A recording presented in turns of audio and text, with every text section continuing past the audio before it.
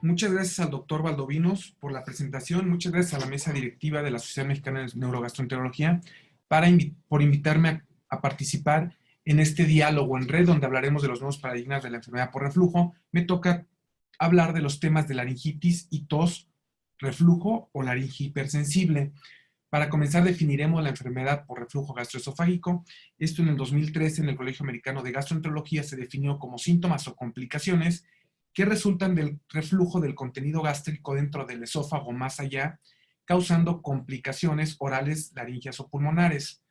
La clasificación de Montreal los divide en dos grandes grupos: aquellos síndromes esofágicos o que se presentan con síntomas esofágicos, que es el reflujo típico, que es una pH positiva sin daño de la mucosa y dolor torácico no cardíaco, y aquellos que tienen daño en la mucosa como esofagitis por reflujo, estenosis por reflujo, esófago de Barrett y adenocarcinoma, y aquellos síndromes con manifestación extraesofágica, que son los que tienen asociación establecida, o sea, quiere decir que tenemos evidencia de que son causados por reflujo, como tos, laringitis, asma y erosiones dentales, y aquellos que tenemos una asociación propuesta pero no está establecida, como son faringitis, sinusitis, fibrosis pulmonar idiopática y otitis media. Nos ocuparemos de la tos y la laringitis en esta presentación. ¿Qué nos encontramos con la tos y la laringitis por reflujo? Que es un diagnóstico de los otorrinolaringólogos en su mayoría o de los endoscopistas. Ellos, basados en síntomas de inflamación faríngea, dan el diagnóstico de faringitis o laringitis por reflujo. El problema de estos signos es que tienen una alta variabilidad interobservador y la respuesta a IBP es muy mala. Los signos los podemos ver en esta imagen. Los principales son eritema, edema de cuerda vocal y obliteración ventricular. El gran problema con estos signos es que 80% de los controles asintomáticos tienen al menos un signo. Respecto a la respuesta de los IBPs en los síntomas estresofágicos es mala. Es por eso que en las últimas guías publicadas el mes pasado por el doctor Wallis para el uso de los estudios en la fisiología digestiva, recomiendan que a todo paciente que tenga síntomas extraesofágicos de reflujo y no tenga síntomas típicos esofágicos al mismo tiempo, no hay que hacer una prueba con IBP y hacer directamente una pHmetría con impedancia. Esto basado en este estudio, donde podemos ver que la mayoría de los pacientes que tienen síntomas laringios tienen una respuesta muy similar a IBP y a placebo, y podemos ver el rombo del metaanálisis, cómo cruza la unidad, lo cual quiere decir que el IBP no es adecuado para estos pacientes o no ayuda a resolver los síntomas. Hablando de tos por reflujo, nos encontramos con lo mismo. El rombo cruza la unidad, la heterogeneidad de los estudios es baja, la P es no significativa, el efecto es muy bajo, pero independientemente de todo esto, parece que los IBPs no ayudan a la tos ni a la laringitis en los dos metaanálisis que tenemos. Inclusive cuando hablamos de los síntomas extraesofágicos y la cirugía, los pacientes que tienen síntomas extraesofágicos tienen una muy mala respuesta a la cirugía comparado con aquellos pacientes que tienen síntomas esofágicos. Y los pacientes que tienen síntomas esofágicos, la respuesta IBP nos ayuda a predecir una buena cirugía. Sin embargo, en aquellos pacientes con síntomas extraesofágicos, la prueba IBP no es tan segura, no nos ayuda a predecir una cirugía. Basados en el costo de los IBPs en que no dan buena respuesta, los autores o la mayoría de los autores sugieren que en los pacientes con síntomas extraesofágicos no deberíamos de hacer prueba terapéutica con IBP actualmente, debido a que esto eleva los costos.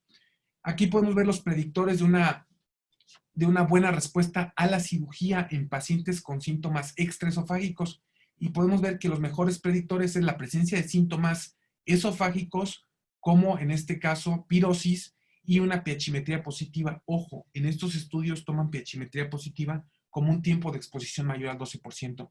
Son estos los pacientes que tienen una buena respuesta a los síntomas extraesofágicos.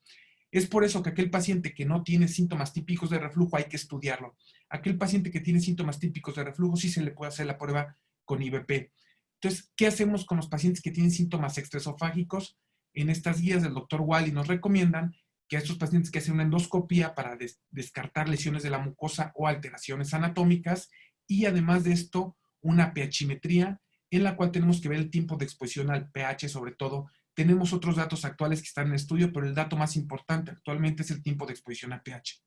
Entonces, recomiendan la monitorización ambulatoria de pH, específicamente la pHmetría con impedancia, en todo aquel paciente que tenga síntomas extraesofágicos y que no tenga síntomas típicos de reflujo. Tenemos otras pruebas como el RESTECH, que tiene un índice como el índice de Meister para el esófago, que es el índice de Ryan, pero no se usa porque 33% de los pacientes tienen un Ryan positivo a pesar de ser asintomáticos y no predice respuesta IBP. Lo mismo con el test de pepsina salival, que en los primeros estudios que se publicaron fue muy bueno, pero después en los metaanálisis vimos que tiene una baja sensibilidad y especificidad comparado con la pHimetría. Entonces, ¿qué podemos decir a este momento? Que aquellos pacientes que no tienen síntomas típicos de reflujo y tienen síntomas extraesofágicos, lo principal es una pHimetría con impedancia. Si es positiva, hay que hacer el abordaje típico del paciente con reflujo. Al igual que aquellos pacientes que tienen síntomas extraesofágicos, con síntomas típicos, el abordaje es similar al paciente con enfermedad por reflujo. Pero en aquellos pacientes que no tienen síntomas típicos y tienen una pHimetría negativa, nos enfrentamos a un problema, porque el paciente siempre pregunta, ¿qué tengo? Y lo único que podemos decir actualmente es, usted no tiene reflujo. ¿Y qué va a pasar? Que la mayoría de los pacientes a los cuales les hagamos una pHimetría por síntomas extraesofágicos, nos va a salir esta negativa. En este estudio, 47% de los pacientes con síntomas extraesofágicos tienen una pHimetría negativa. Lo que yo creo que pasó en este estudio es que se meten pacientes con síntomas típicos y atípicos, pero si solamente metiéramos pacientes sin síntomas típicos de reflujo, seguramente esta proporción sería mayor. Entonces, ¿qué es la hipersensibilidad ahora sí laringea? Se ha estudiado sobre todo en pacientes con tos crónica, a los cuales les han dado neuromoduladores y tienen una muy buena respuesta. Esta la ha definido el doctor Baesi con el doctor Patel como enfermedad laringea funcional o síndrome de laringe irritable. Es un diagnóstico de exclusión. Al igual que los criterios de Roma, se basa en frecuencia y síntomas e impacto en las actividades del paciente. Sin embargo, no están incluidas en Roma 4. Los pacientes deben tener una pHimetría negativa y hay que descartar inclusive enfermedades neurológicas antes de hablar del síndrome de laringe funcional. Hay ya algunos criterios propuestos para diagnosticar esto: es tos, carraspeo, ardor de garganta, que es molesto, que se presenta varias veces por semana. Hay ausencia de reflujo en los pacientes, que quiere decir tiene una pHimetría negativa. Y hay ausencia de enfermedad en los senos paranasales, enfermedad pulmonar o enfermedad laringea. Esto puede ser evaluado por otros especialistas como aterrinolaringólogo, alergólogo, inclusive neurólogo. Los síntomas deben de estar presentes en los últimos 3 meses y su comienzo tiene que estar 6 meses previos al diagnóstico. ¿Qué se hace con estos pacientes? Se les da neuromodulador. Como ven, los pacientes tienen una muy buena respuesta al neuromodulador y andina 87%, para pregabalina 73% y para gabapentina hasta el 74%.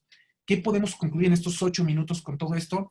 Que la tos y la laringitis definitivamente es síntoma de reflujo siempre y cuando tengan un diagnóstico objetivo o síntomas típicos de reflujo.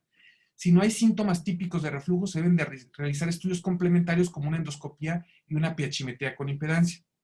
En pacientes con ausencia de reflujo, hay que hacer un abordaje multidisciplinario con el alergólogo, el otorrinolaringólogo, neumólogo y neurólogo. La enfermedad laringea funcional es un reto clínico porque es un diagnóstico de exclusión y debe cumplir criterios. Y existe una evidencia de una adecuada respuesta a la neuromodulación, por lo cual tenemos que tener muy en mente esta enfermedad en aquellos pacientes que tengan síntomas extraesofágicos y no tengamos un diagnóstico objetivo de reflujo con endoscopía o con pHimetría. Muchas gracias.